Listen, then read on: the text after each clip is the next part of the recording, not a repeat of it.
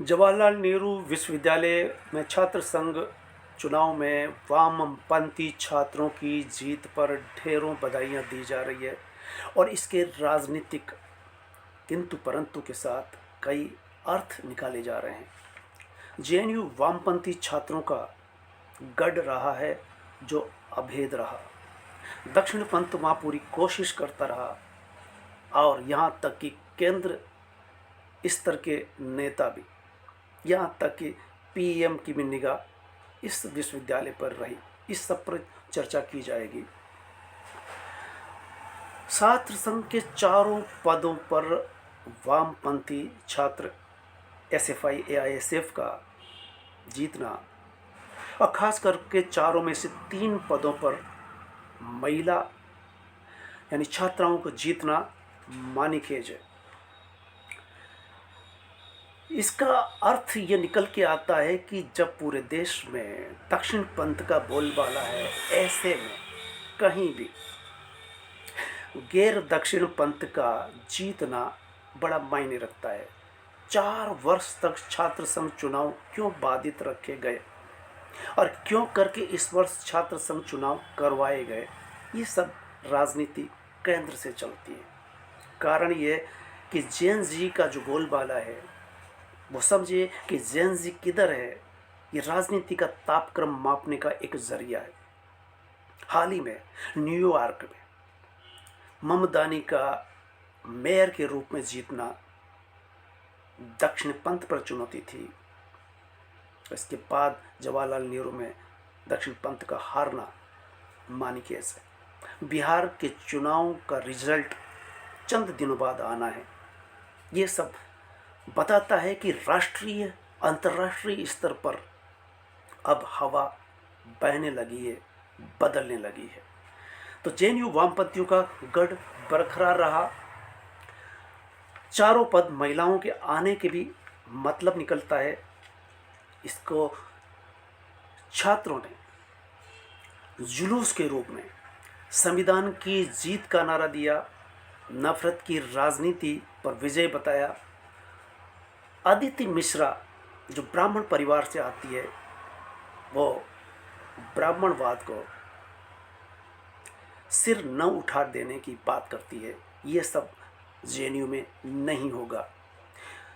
जय भीम के नारे लगाए गए, इसका भी मतलब निकल के आता है, क्योंकि पूरे देश की राजनीति में संविधान बचाओ की बात चल रही थी और संविधान कैसे बचाया जाएगा, किन से बचाया जाएगा, ये नारा भी जेएनयू में लगता है। कारण ये है कि जेएनयू दरअसल देश की राजनीति और अंतर्राष्ट्रीय राजनीति पर पूरी निगाह रखता है। छात्र संघ, वो छात्र संघ, छात्र की वो ताकत है जेएनयू।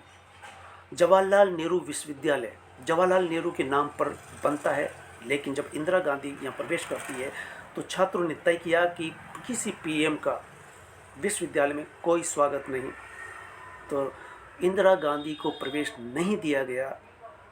यहाँ की राजनीति ने तय किया। इसके बाद जब मोदी जी दिल्ली आते हैं, दिल्ली आते ही उनकी निगाह भी जेएनयू पर पड़ती है। दक्षिण पंथ चाहता है कि यहाँ भी हम पैर पसारें। उसके लिए उन्होंने कई हथकंडे अपनाए और कन्हैया कुमार को जेल के शिक्षकों के बीच में पीछे पहुंचा दिया गया। निष्कर्ष क्या निकला? वो कांग्रेस की राजनीति कर रहे हैं, लगातार मोदी से सवाल कर रहे हैं। अब यहाँ देखिए, अध्यक्ष के रूप में अदिति मिश्रा, दानिश अली, ममदानी न्यूयॉर्क में जीतते हैं, दानिश अली जेएनयू में जीतती है। इसके भी पूरे मतलब निकल के आते हैं। अदिति मिश्रा ब्राह्मण परिवार से होते हुए ब्राह्मणवाद को चुनौती देती है और आप संविधान को चुनौती देते हैं। तो संविधान के जिंदाबाद के नारे लगते हैं, लाल सलाम के नारे लगते हैं। 4 साल बाद चुनाव क्यों कराए गए? क्योंकि कन्हैया कुमार की राजनीति जिस तरह से चल रही है और मोदी जी जिस तरह से सवाल किए जा रहे हैं, इस तरह से मोदी जी खुद कटघरे में अपने आप को पाते हैं कि वो लोकतंत्र की कीमत पर अपनी सीट को बरकरार रखना चाहते हैं। छात्र संघ चुनाव राजस्थान में भी नहीं हो रहे। छात्र संघ चुनाव जवाहरलाल नेहरू विश्वविद्यालय में बाधित कर दिए गए।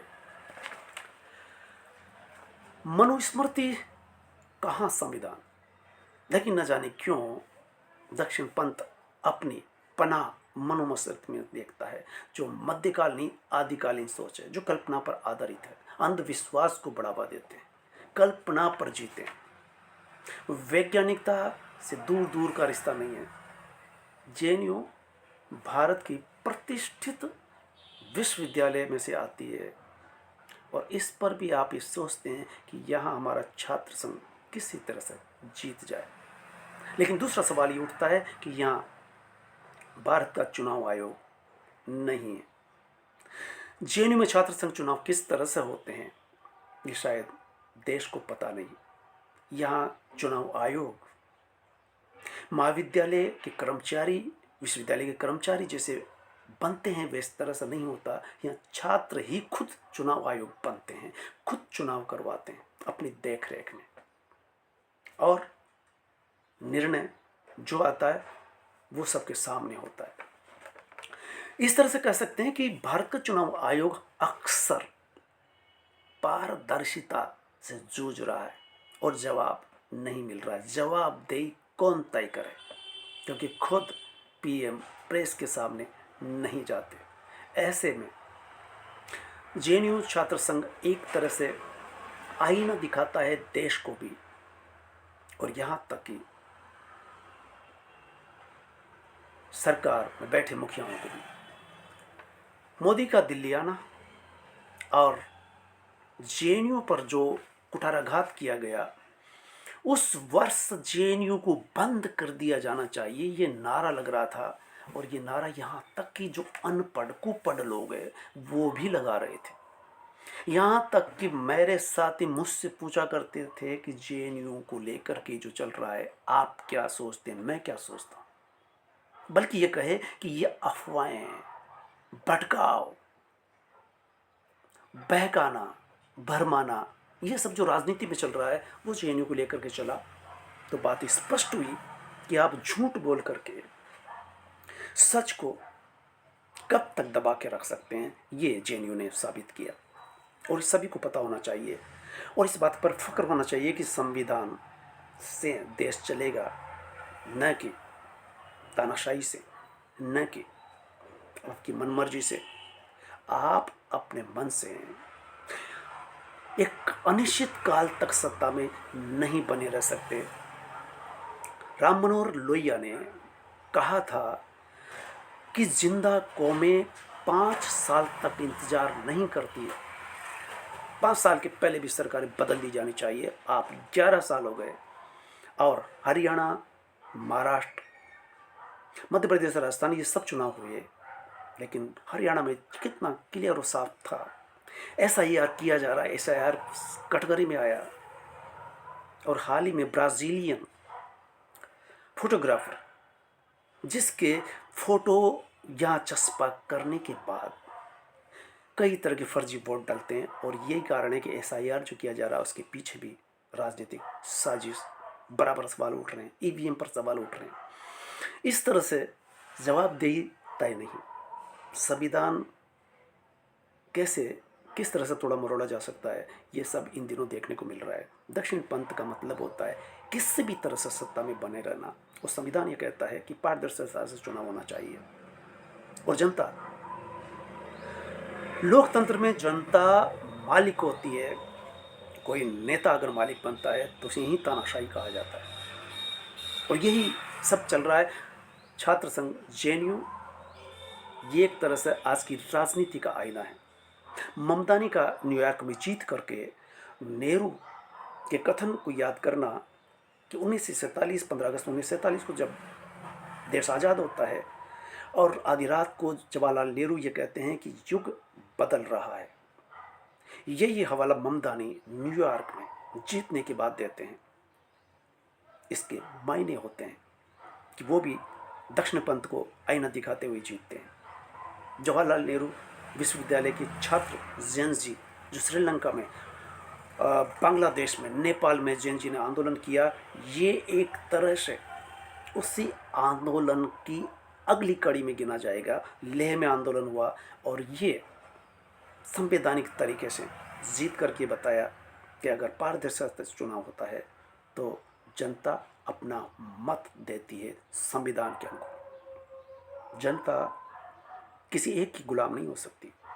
आप मानसिक गुलाम बनाना चाहते हैं, आप मध्यकाल में ले जाना चाहते हैं, आप कल्पनाओं में, देवी देवताओं में, मंदिर मस्जिद में के बुलाव में ले जाना चाहते हैं। आज वैज्ञानिकता का दौर है। वैज्ञानिक युग में आप पीछे कैसे ले जा सकते हो? तकनीकी का दौर है।